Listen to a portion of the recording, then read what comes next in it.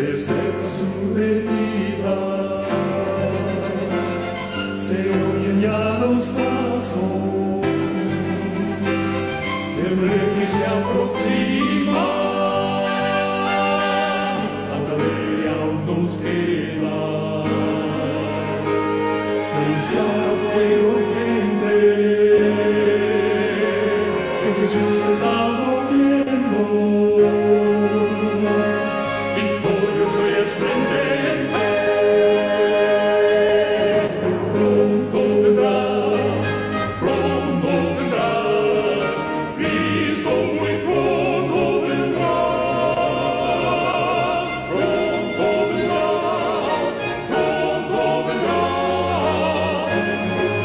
pronto Jesús volverá.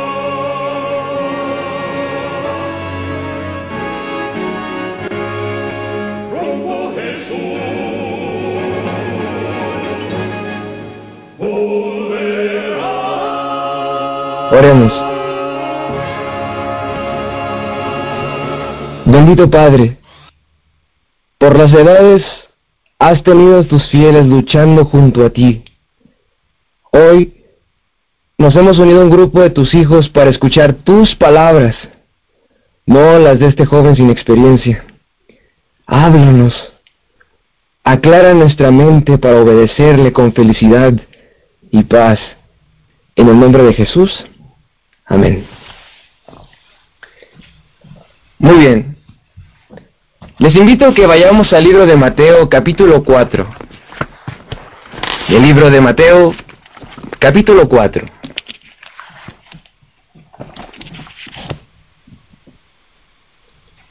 Entonces Jesús fue llevado por el Espíritu al desierto para ser tentado por el diablo. Durante miles de años el adversario de las almas, el diablo, ha entrenado y guerreado contra los hijos de la luz. Al llegar Jesús, nuestro Redentor, a la tierra, fue atacado por Satanás, no por las pruebas más fáciles, sino que usó contra Jesús, nuestro Señor, sus mejores tentaciones. Hoy, vivimos en un mundo que se esconde detrás de una pantalla y detrás de filtros de fotos para no mostrar lo que realmente somos. Se chatea cada vez más y se publican cada vez más cosas por Facebook, Instagram, YouTube, pero en público las mismas personas callan, incluso en las mismas reuniones familiares. Se dice que el mundo se ha unido por una pelota de fútbol, pero realmente está dividido por las pantallas de sus dispositivos. Amigo, no sé cuántos años tengas, pero no llevamos suficiente tiempo en esta tierra ni entrenando en la piedad práctica como para vencer los miles de años de experiencia de nuestro enemigo. Les invito a que vayamos en nuestras Biblias, el libro de 2 de Corintios, capítulo 4, versículo 7. 2 de Corintios, capítulo 4, versículo 7.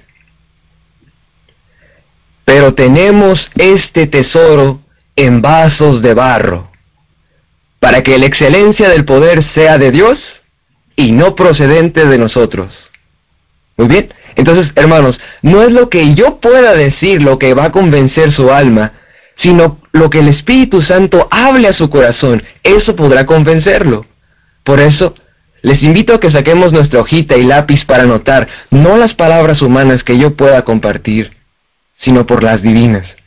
Así es que anote, repito, no por lo que yo pueda decir, sino por lo que el Espíritu Santo le hable o lo que le aclare.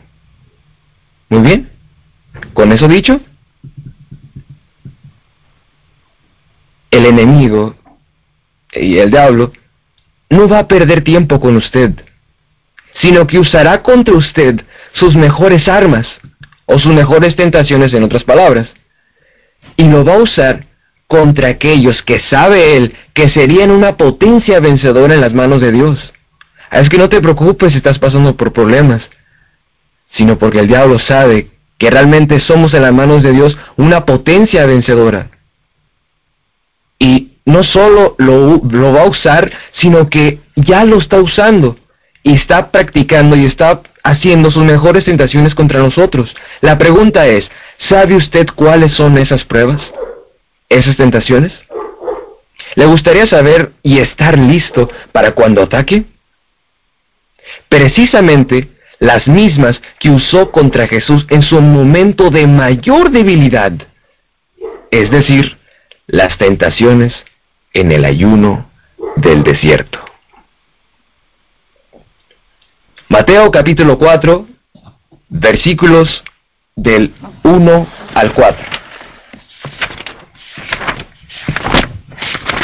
Dice de la siguiente manera: Entonces Jesús fue llevado por el Espíritu al desierto para ser tentado por el diablo. Y después de haber ayunado 40 días y 40 noches, al final tuvo hambre. Y acercándosele el tentador le dijo: Si eres hijo de Dios, di que estas piedras se conviertan en panes. Versículo 4. Y él respondió y dijo: Escrito está, no solo de pan vivirá el hombre, sino de toda palabra que sale de la boca de Dios. Aquí, mis queridos hermanos, encontramos el arma más pesada del enemigo. Y para algunos es literalmente. ¿A qué nos referimos? A la comida. Una pregunta: ¿qué actitud toma usted o toma la gente cuando tiene hambre? ¿Cómo se ponen? ¿Será que se vuelven más pacientes? ¿Será que nos volvemos más felices? ¿Seguros? Bueno, Dios permita que sí, que sea así. Bueno, si leemos en la Biblia lo que la gente a través de los años ha sido capaz de hacer, cuidaríamos más de no comer tanto, porque si no en momento de crisis, ¿a quién se comerían primero? Y es en serio. En el capítulo 1 del Conflicto de los Siglos encontramos entre varios ejemplos lo que los mismos padres hicieron con sus hijos. Es decir, que incluso las mismas madres se comían a sus hijos. Un sabio dijo una vez: Dime qué comes y te diré quién eres. Les pregunto, ¿acaso no fue por un fruto, es decir, el alimento, por lo que cambió todo en el bello Edén? ¿Acaso no procuró el diablo que por un pedazo de pan cambiara toda nuestra historia de la redención? Sigue diciendo: Dime cuál es tu alimento y te diré la calidad de sangre que tienes. Dime la calidad de tu sangre y te diré cuáles son tus pensamientos. Dime cuáles son tus pensamientos y te diré a qué Dios adoras. Dime a qué Dios adoras y te diré a dónde llegarás. Y finalmente, ¿cuál será tu fin? ¿Sabe usted dónde se hace la sangre? Algunos podrían decir, bueno, puede ser que se haga en el cerebro, en el corazón o probablemente en los riñones. Pero no. La sangre se hace en la médula ósea. Pero esta sangre es el producto. Entonces la pregunta que sigue es, ¿dónde se consigue o dónde se absorben los materiales para producir esta sangre? La respuesta: en el intestino delgado. ¿Y dónde está el intestino delgado? Bueno, ahí por nuestro estómago, en el abdomen. Bueno, ¿y qué recibe el intestino delgado para hacer la sangre? Recibe su alimento. Recibe nuestra comida. La pregunta es, ¿de qué nos estamos alimentando? Hace un momento vimos cómo la comida física afecta nuestra salud, pues ese alimento que consumimos se convierte en sangre. En el libro de Ministerio de Curación, en el capítulo que lleva por título Higiene General, dice lo siguiente: para tener buena salud, debemos tener buena sangre, pues la sangre es la corriente de la vida, repara los desgastes y nutre el cuerpo. provista de los elementos convenientes y purificada y vitalizada por el contacto con el aire puro, da vida, y vigor a todas partes del organismo. Cuanto más perfecta sea la circulación, mejor cumplida quedará aquella función. Y justo está hablando de funciones aquí. ¿Y acaso no es lo mismo que buscamos en la hidroterapia? Por ejemplo, en un pediluvio, en un baño de pies. Realmente todo eso es para llevar la sangre a esa parte del cuerpo que está mal. Entonces, donde hay buena sangre o donde hay presencia de sangre, hay buena vida. Y es lo que dice en Levíticos 17:11. Levíticos 17:11. Porque la vida de la carne está en la sangre. En el libro de Juan, capítulo 6, versículo 54 en adelante, dice, el que come mi carne, dijo Jesús, y bebe mi sangre, tiene vida eterna. El espíritu es el que da vida. La carne para nada aprovecha. Las palabras que yo os he hablado son espíritu y son vida. Vemos aquí cómo está la relación de la sangre y la vida. Jesús dice, el que bebe mi sangre tiene vida eterna. Entonces, no solamente es lo que nosotros comemos físicamente, sino de quién nos estamos alimentando mentalmente, espiritualmente. Entonces cambiemos la pregunta de hace un momento y veámoslo por otro ángulo. Vayamos de nuevo al libro de Mateo, capítulo 4, en el versículo 4. Dice, Jesús respondió, escrito está, no solo de pan vivirá el hombre, sino de toda palabra que sale de la boca de Dios. Una pequeña pregunta, mis hermanos. ¿Es pecado comer pan? ¿Acaso es pecado comer fruta en el caso de Adán y Eva? No, no es pecado, sino que el pecado se encontraba no en sí en el alimento, sino en algo muy importante que vamos a estar estudiando durante esta tarde, primero el Señor. El pecado no se encontraba en el alimento, sino que se encontraba en que ellos desconfiaran en la palabra de Dios. Mateo capítulo 4, versículo 3, dice el tentador, si eres hijo de Dios, di que estas piedras se conviertan en pan. ¿Ven? ¿Notan? Si eres hijo de Dios. Justo antes, en el capítulo 3, vemos que es el bautismo de Cristo. Y se escuchó la voz de alguien que decía, este es mi Hijo amado, en quien he puesto mi complacencia. O sea, Dios ya le había dicho a Jesús, que su Padre ya le había dicho a Jesús, que Él era su Hijo. Pero ¿qué le estaba diciendo Satanás ahora? Si eres hijo de Dios. Bueno, capítulo 4, versículo 6. Y le dijo, si eres hijo de Dios, échate abajo, porque escrito está. Y continúa, ven, si eres hijo de Dios. Bueno, esto fue con Jesús. Pero, ¿sucedió lo mismo con Adán y Eva? Génesis capítulo 3, versículo 1. En la última parte de ese versículo, la serpiente le dice a Eva, con que Dios os ha dicho. ¿Se dan cuenta? Quería que dudara de la palabra de Dios. Entonces, con esto concluimos que la comida, hermanos, no es el fin, es decir, no es el pecado, sino es un medio. ¿A qué? A desconfiar en Dios, a desconfiar en su palabra. La pregunta que sigue es, ¿en quién confiamos? La comida es importante, claro, pero entonces volvamos a cambiar la pregunta. ¿De quién nos estamos alimentando? ¿A quién estamos observando? Mente, carácter y personalidad, tomo 2. En el capítulo 41 dice, el cerebro es el órgano y el instrumento de la mente, y controla todo el cuerpo. ¿Se dan cuenta? Quien controla la mente, controla todo.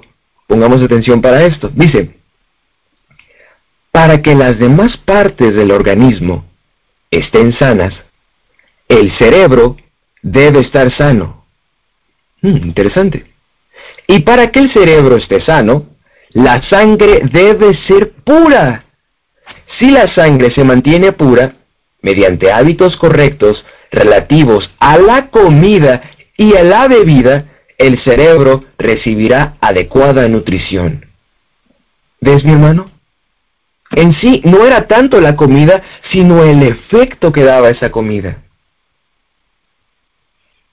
Entonces, volvamos a la pregunta, ¿era pecado comer pan? ¿Acaso es pecado para nosotros comer fruta?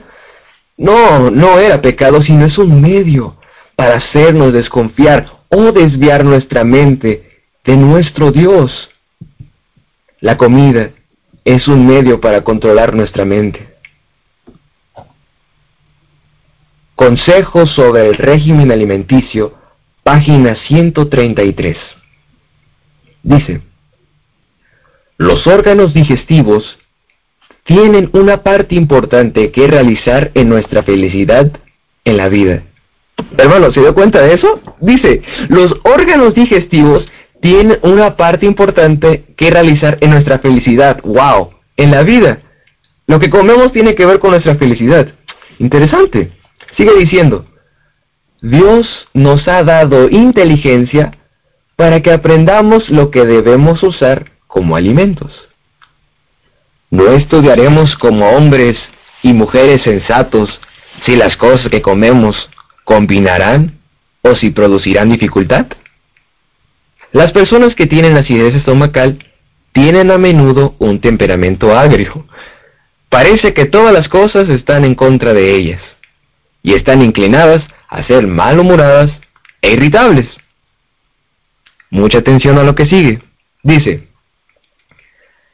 si queremos tener paz entre nosotros, hermanos, ¿acaso eso no es lo que anhelamos? ¿La paz? Pongamos atención, dice, si queremos tener paz entre nosotros, debemos dar mayor consideración al pensamiento de tener un estómago sano. ¡Wow! No sé, hermano, cuántas veces usted se baña a la semana, pero les pregunto, ¿cuándo fue la última vez que se bañó por dentro? ¿Cuándo fue la última vez que se limpió por dentro? Se bañó por dentro. Si es una limpieza de colon, una limpieza de intestino, por ejemplo.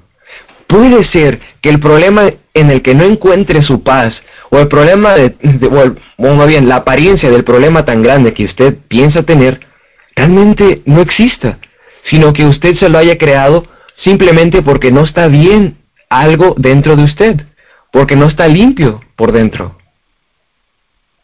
Pero usted podría decir,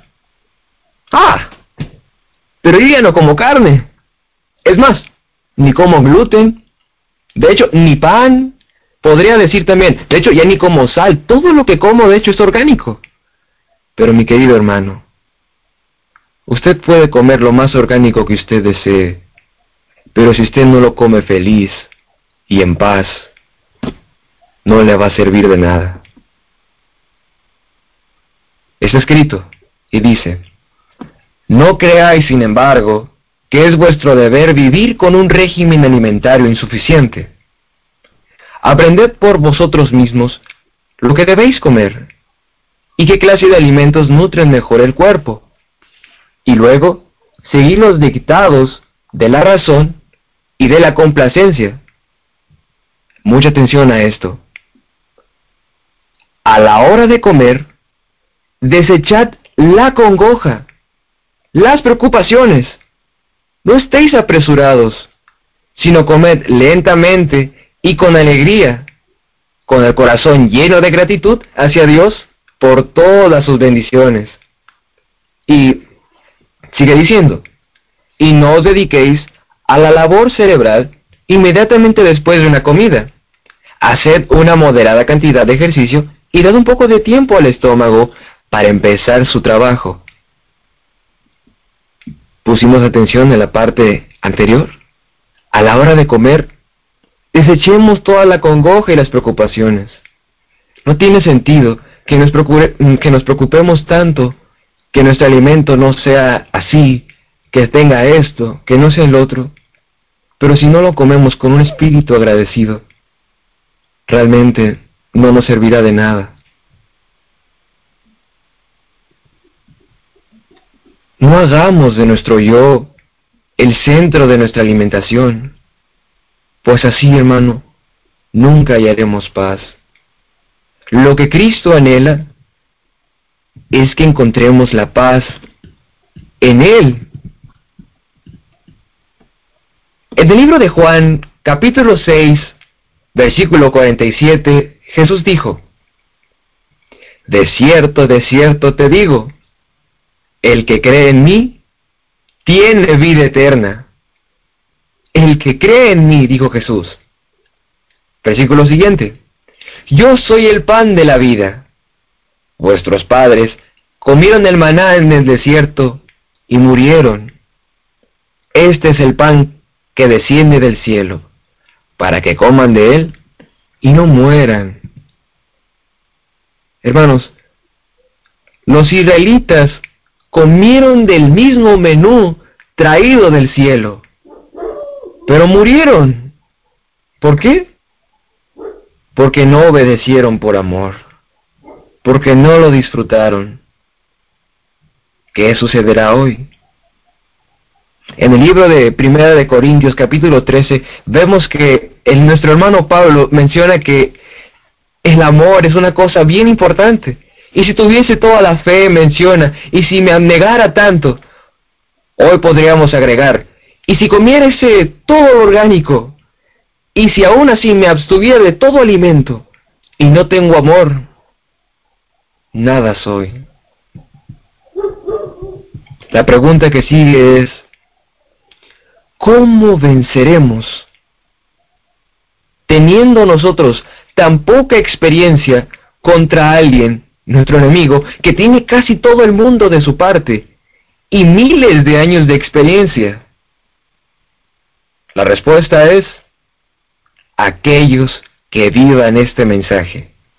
¿Cuál mensaje? Temed a Dios y dadle gloria, porque la hora de su juicio, ¿qué cosa? Ha llegado. La primera parte, temed a Dios, significa, según Job 28:28, un texto muy conocido, que significa, prácticamente ahí nos menciona que es obedecerle. Temer a Dios significa obedecerle, significa apartarse del mal. Pero mi querido hermano, la obediencia es el resultado, simplemente es el resultado de algo. ¿Y qué es ese algo? La confianza. ¿Dios quería que Abraham obedeciera en esa prueba suprema de sacrificar a su hijo? Claro que quería que obedeciera. Pero realmente, hermanos, ¿qué buscaba el Señor de Abraham? Lo que el Señor deseaba era mostrarle al universo entero que Abraham confiaba en Él y que por eso le amaba y por efecto le obedecía. Entonces, obedecerle sí, pero obedecerle, hermano, no acaba ahí el temer a Dios, sino en una confianza. Sigue diciendo, dadle gloria, porque la hora de su juicio ha llegado. Mi querido hermano, no tengan miedo de la venida de Jesús. ¿Acaso anhelamos con ansias la llegada de alguien que no es nuestro amigo? Les quiero compartir una parte de un libro llamado Ser semejantes a Jesús, el 21 de noviembre. Dice, el cristianismo práctico significa trabajar junto con Dios cada día. Trabajar por Cristo, no de vez en cuando, sino continuamente. Ser negligentes en revelar la justicia práctica en nuestra vida es una negación de nuestra fe y del poder de Dios. Dios está buscando a un pueblo santificado, un pueblo puesto aparte para su servicio. Un pueblo que va a escuchar y aceptar la invitación. Llevad mi yugo sobre vosotros y aprended de mí. ¿Con qué fervor Cristo realizó la obra de nuestra salvación? ¿Qué devoción reveló su vida mientras procuraba dar estimación a la humanidad caída mediante la imputación de los méritos de su propia inmaculada justicia a cada pecador arrepentido y creyente? Cuán incansablemente trabajó en el templo, en la sinagoga, en las calles de las ciudades, en los mercados, en el taller o a la orilla del mar, y entre las colinas predicó el Evangelio y sanó a los enfermos. Dio todo de sí con el fin de poder obrar el plan de la gracia redentora.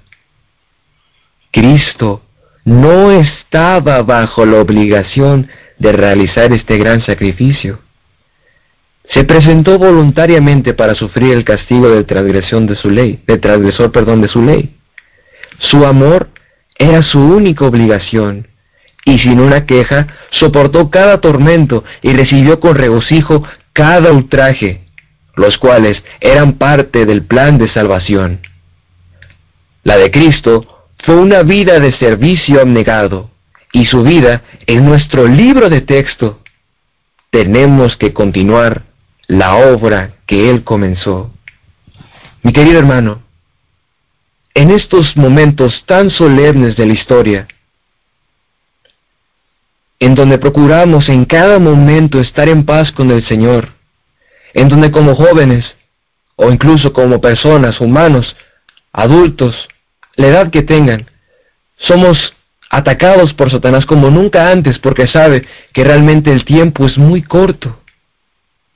Y es por eso que procura por cualquier medio, en este caso por medio de la comida, lo que ha hecho por miles de años, causar que nosotros desconfiemos en el Señor, llegar a desconfiar en ese amor, llegar a desconfiar que el Señor realmente no nos ha perdonado. Hay mucha gente que siente en su corazón que aún no ha sido perdonada, que vive todo el día triste, que en su rostro se le ve marcado las marcas de la tristeza y agonía, que ha intentado sufrir noche tras noche, intentando buscar paz, pero no la encuentra. Para aquella persona, el Señor tiene un mensaje para usted en esta tarde. El Señor ya le perdonó.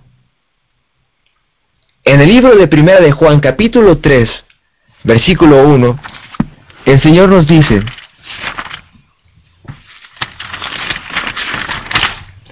mirad qué amor tan sublime nos ha dado el Padre, para que seamos llamados hijos de Dios.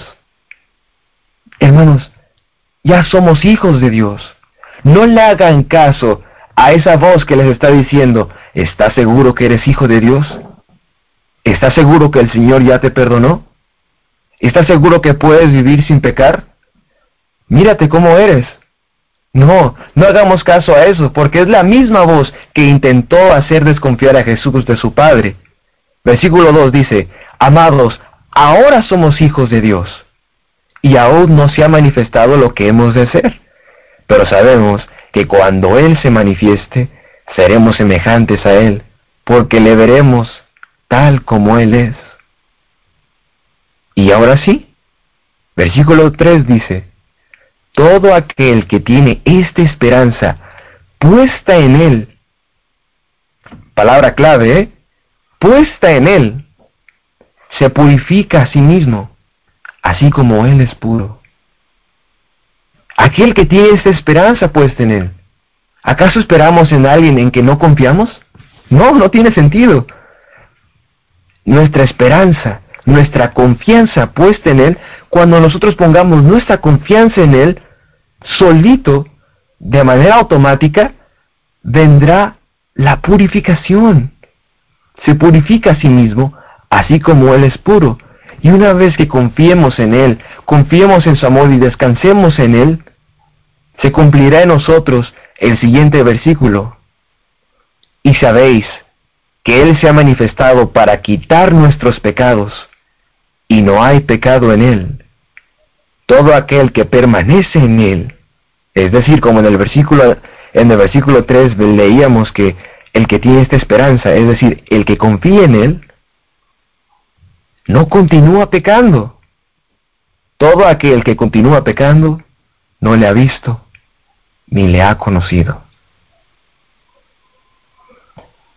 Hermanos, no escuchemos la voz de Satanás que nos quiere hacer desconfiar de lo que el Señor ya nos ha dicho. Sigue diciendo, al contemplar su vida de trabajo y sacrificio, vacilarán los que profesan su nombre en negarse a sí mismos, tomar su cruz y seguirlo. Él se humilló a sí mismo hasta lo más profundo para que pudiéramos ser levantados a las alturas de la pureza, la santidad y la integridad. Se hizo pobre con el fin de poder llenar la plenitud de sus riquezas nuestra mísera alma. Sufrió la cruz de vergüenza para que pudiera darnos paz, descanso, gozo y hacernos partícipes de las glorias de su trono. ¿No deberíamos apreciar el privilegio de trabajar para Él y estar ávidos de practicar la abnegación y el renunciamiento propio y el renunciamiento por Dios? ¿No deberíamos devolverle a Dios todo lo que Él ha redimido, los afectos que ha purificado y el cuerpo que ha comprado para ser guardados en santificación y santidad? En el libro de Salmos, Salmos 103, encontramos lo siguiente: bendice alma mía a Jehová, y bendiga todo mi ser su santo nombre. Bendice alma mía a Jehová, y no olvides ninguno de sus beneficios. Él es quien perdona todas tus iniquidades y sana todas tus dolencias.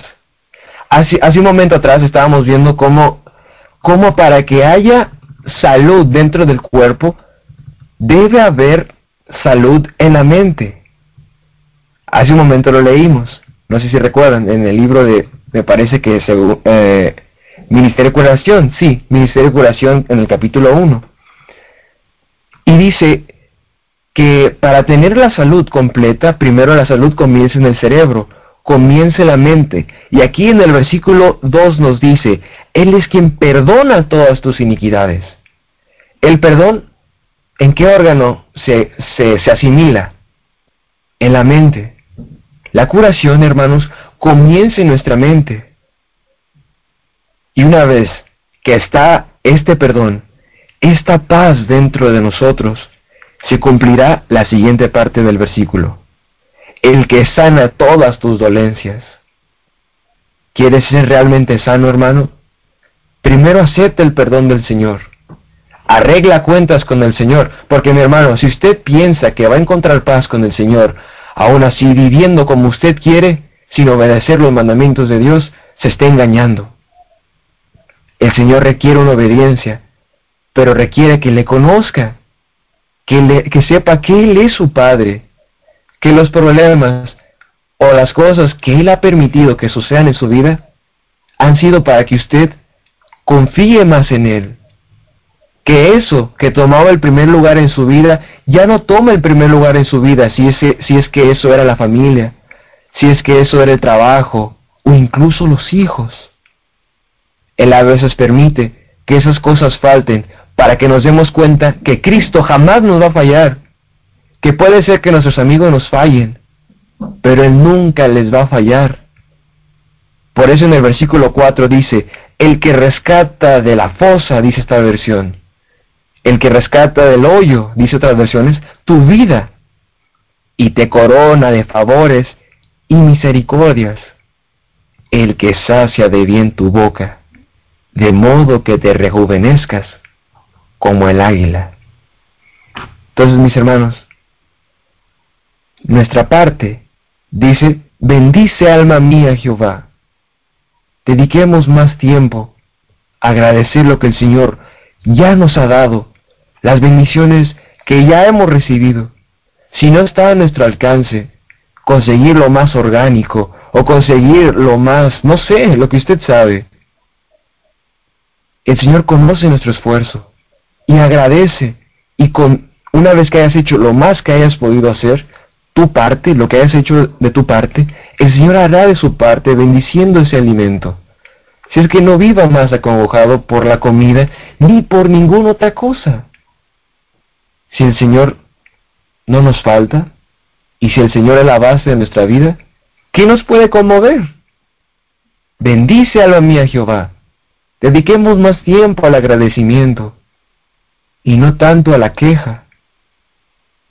Démonos cuenta, hay que darnos cuenta, de las cosas pequeñas que el Señor nos da para que seamos felices. ¿Cuáles son las pequeñas cosas que lo hacen feliz a usted? ¿No se ha puesto a pensar en eso? ¿Y no se ha dado cuenta que esas pequeñas cosas son las que Dios le provee? ¿Acaso no somos felices cuando comemos? ¡Claro! ¿Cuando respiramos?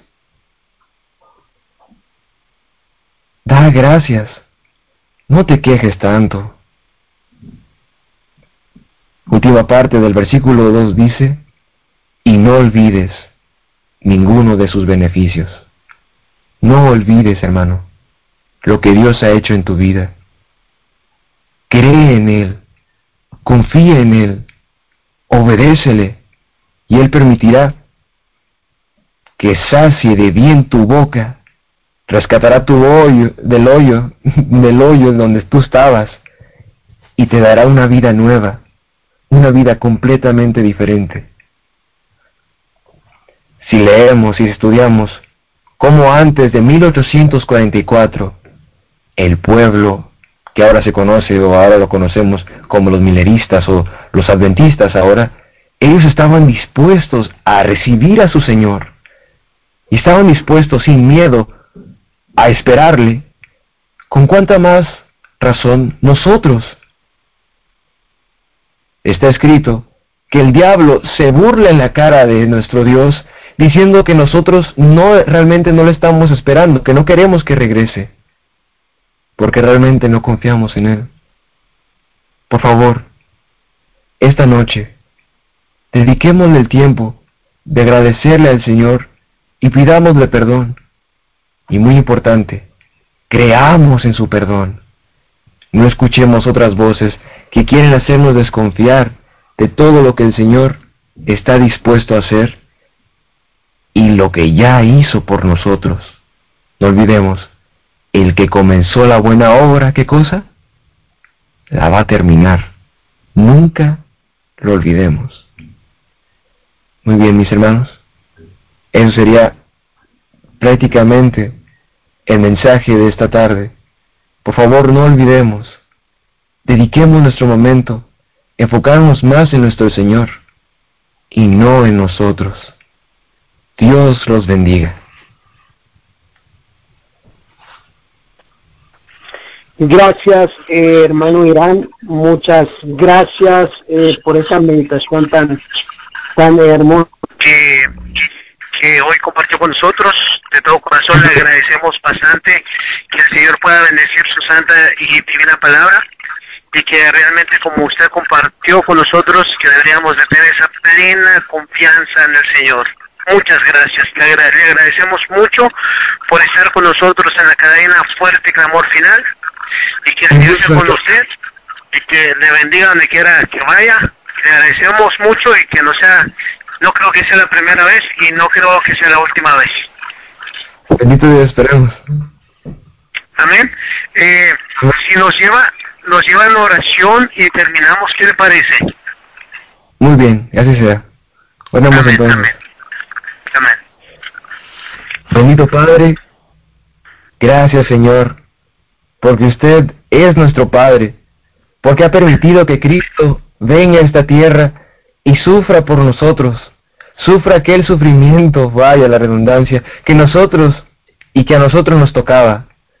Padre, ayúdanos a tenerle esa confianza, a tenerle ese amor, y bajo esos principios obedecerle y vivir una vida santa como nunca el mundo conoció. Padre, Martín Lutero ya descansa, los pioneros también descansan, y sus lugares deben ser tomados. Permite por favor que aquellos que escuchen estos mensajes, este mensaje, puedan ser tocados por su Espíritu Santo, para que puedan tomar aquellos lugares que han dejado vacíos, y que por amor, y porque le amamos, Señor, y porque tememos en su nombre, lo obedeceremos, y cumpliremos esta misión que muy poco tiempo terminará. En el nombre de Jesús, amén.